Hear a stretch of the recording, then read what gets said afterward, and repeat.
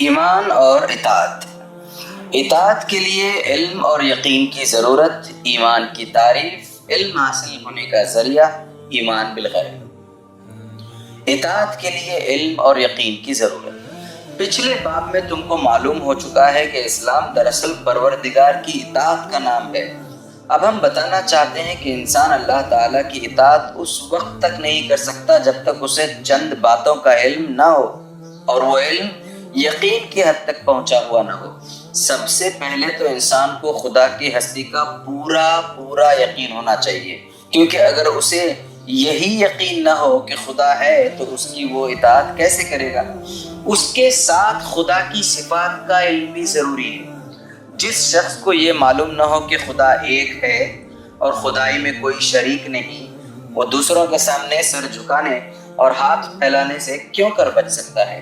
جس شخص کو اس بات کا یقین نہ ہو کہ خدا سب کچھ دیکھنے اور سننے والا ہے اور ہر چیز کی خبر رکھتا ہے، وہ اپنے آپ کو خدا کی نافرمانی سے کیسے روک سکتا ہے؟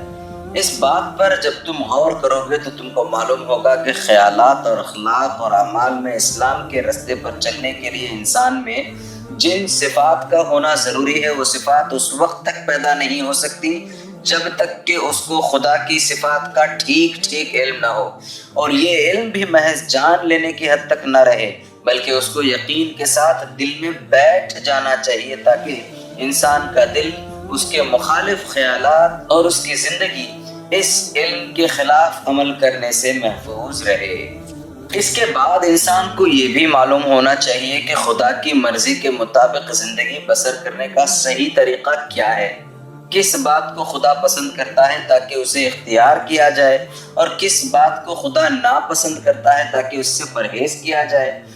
اس غرض کے لیے ضروری ہے کہ انسان کو خدائی قانون اور خدائی ضابطے سے پوری واقفیت ہو، اس کے متعلق وہ پورا یقین رکھتا ہو کہ یہی خدائی قانون اور خدائی ضابطہ ہے اور اس کی پیروی سے خدا کی خوشنودی حاصل ہو سکتی ہے، کیونکہ اگر اس کو سرے سے علم ہی نہ ہو تو وہ اطاعت کس چیز کی کرے گا؟ اور اگر علم تو ہو لیکن پورا یقین نہ ہو یا دل میں یہ خیال ہو کہ اس قانون اور اس ضابطے کے سوا دوسرا قانون اور ضابطہ بھی درست ہو سکتا ہے، تو اس کی ٹھیک پابندی کیسے کر سکتا ہے؟ پھر انسان کو یہ بھی معلوم ہونا چاہیے کہ خدا کی مرضی کے خلاف چلنے اور اس کے پسند کیے ہوئے ضابطے کی اطاعت نہ کرنے کا انجام کیا ہے اور اس کی فرما برداری کرنے کا انعام کیا ہے۔ اس غرض کے لیے ضروری ہے کہ اسے آخرت کی زندگی کا، خدا کی عدالت میں پیش ہونے کا، نافرمانی کی سزا پانے کا اور فرما برداری پر انعام پانے کا پورا علم اور یقین ہو۔ جو شخص آخرت کی زندگی سے ناواقف ہے وہ اطاعت اور نافرمانی دونوں کو بے نتیجہ سمجھتا ہے۔ اس کا خیال تو یہ ہے کہ آخر میں اطاعت کرنے والا اور نہ کرنے والا دونوں برابر ہی رہیں گے، کیونکہ دونوں خاک ہو جائیں گے۔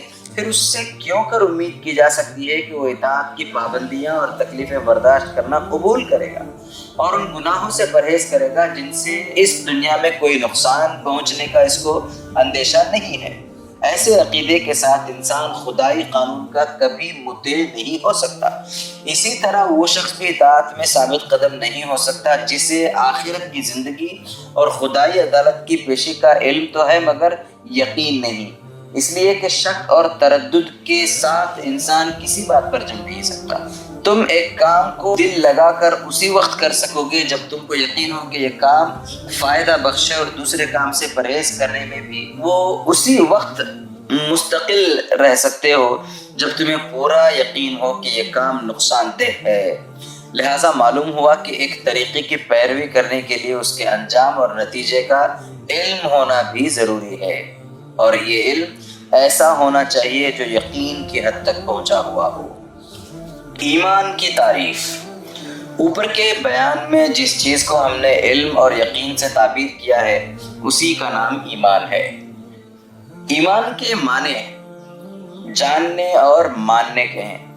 جو شخص خدا کی وحدانیت اور اس کی حقیقی صفات اور اس کے قانون اور اس کی جزا و سزا کو جانتا ہو اور دل سے اس پر یقین رکھتا ہو اس کو مومن کہتے ہیں، اور ایمان کا نتیجہ یہ ہے کہ انسان مسلم یعنی خدا کا مطیع اور فرما بردار ہو جاتا ہے۔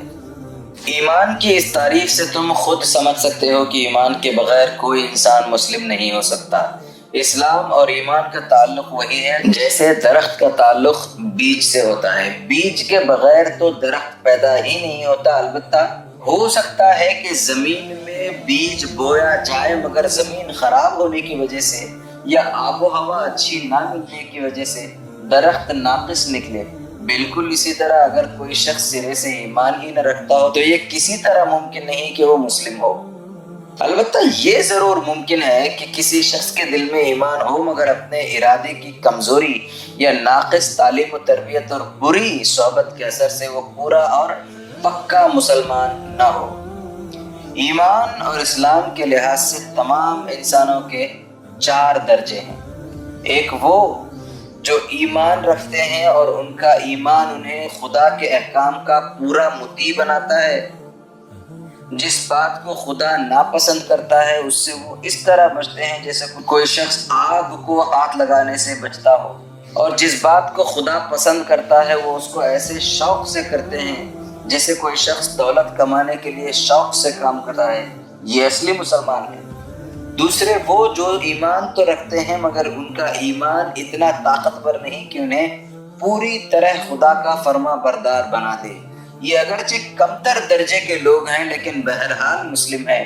یہ اگر نافرمانی کرتے ہیں تو اپنے جرم کے لحاظ سے اس کی سزا کے مستحق ہیں مگر ان کی حیثیت مجرم کی ہے، باغی کی نہیں، اس لیے کہ یہ بادشاہ کو بادشاہ مانتے ہیں اور اس کے قانون کو قانون تسلیم کرتے ہیں۔ تیسرے وہ جو ایمان نہیں رکھتے مگر بظاہر ایسے عمل کرتے ہیں جو خدائی قانون کے مطابق نظر آتے ہیں، یہ دراصل باغی ہیں۔ ان کا ظاہری نیک عمل حقیقت میں خدا کی اطاعت اور فرما برداری نہیں ہے، اس لیے اس کو کچھ اعتبار نہیں۔ ان کی مثال ایسے شخص کی سی ہے جو بادشاہ کو بادشاہ نہیں مانتا اور اس کے قانون کو قانون ہی تسلیم نہیں کرتا۔ یہ شخص اگر بظاہر ایسا عمل کر رہا ہو جو قانون کے خلاف نہ ہو تو تم یہ نہیں کہہ سکتے کہ وہ شخص بادشاہ کا وفادار اور اس کے قانون کا پیرو ہے۔ اس کا شمار تو بہرحال باغیوں ہی میں ہوگا۔ چوتھے وہ جو ایمان بھی نہیں رکھتے اور عمل کے لحاظ سے بھی شریر اور بدکار ہیں۔ یہ سب سے بدتر درجے کے لوگ ہیں کیونکہ یہ باغی بھی ہیں اور مفسد بھی۔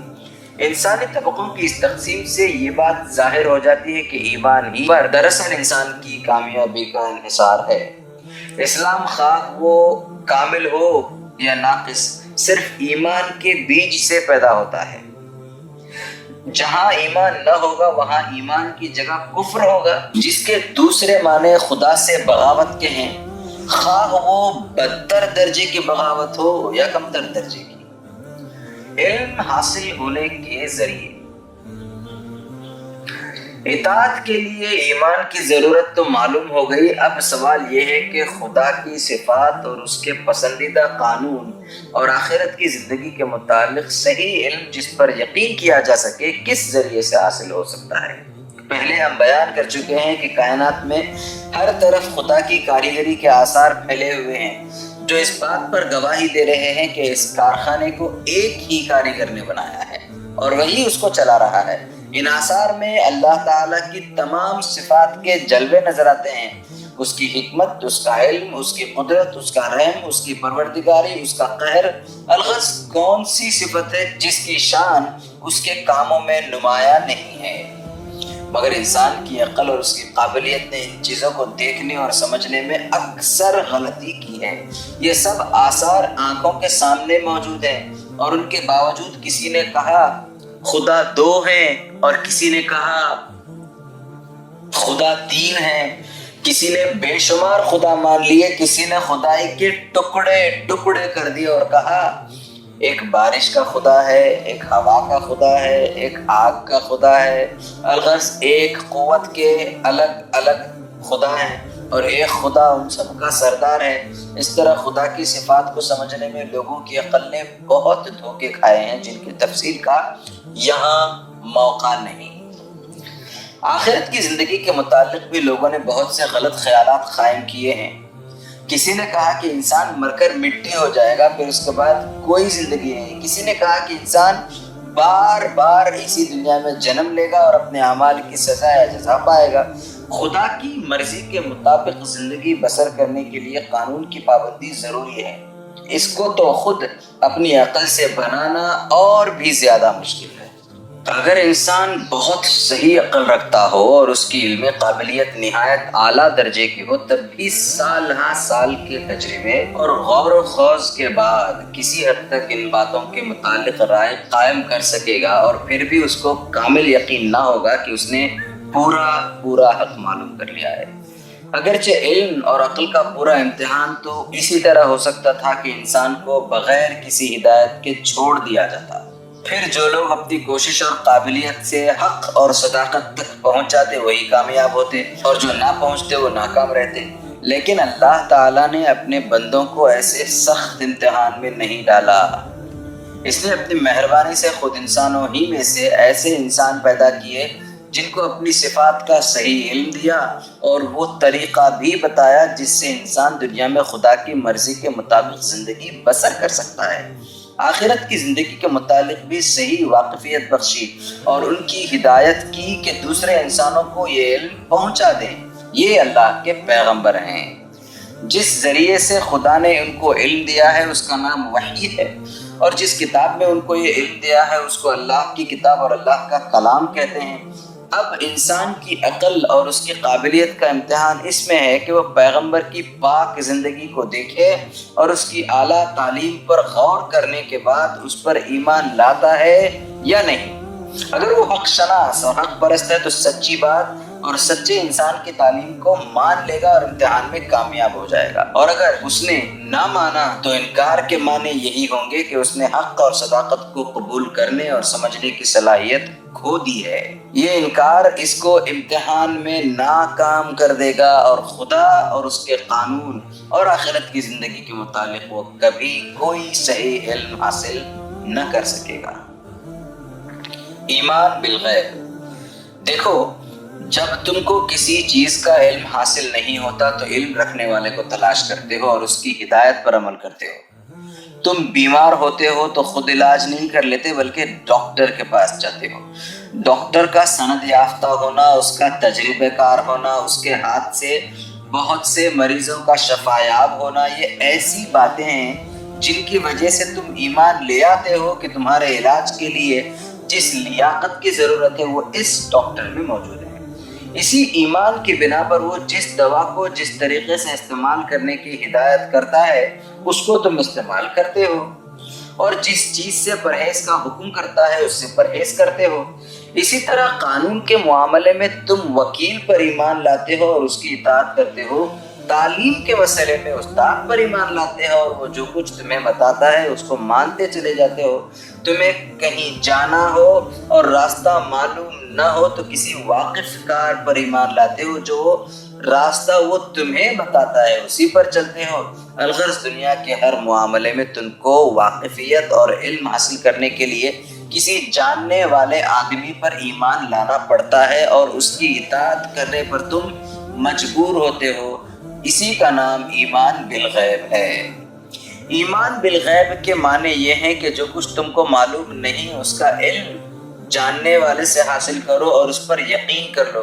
خداوند تعالیٰ کی ذات و صفات سے تم واقف نہیں ہو، تم کو یہ بھی معلوم نہیں کہ اس کے فرشتے اس کے حکم کے ماتحت تمام عالم کا کام کر رہے ہیں اور تم کو ہر طرف سے گھیرے ہوئے ہیں۔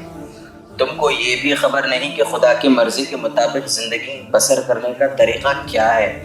تم کو آخرت کی زندگی کا بھی صحیح حال معلوم نہیں۔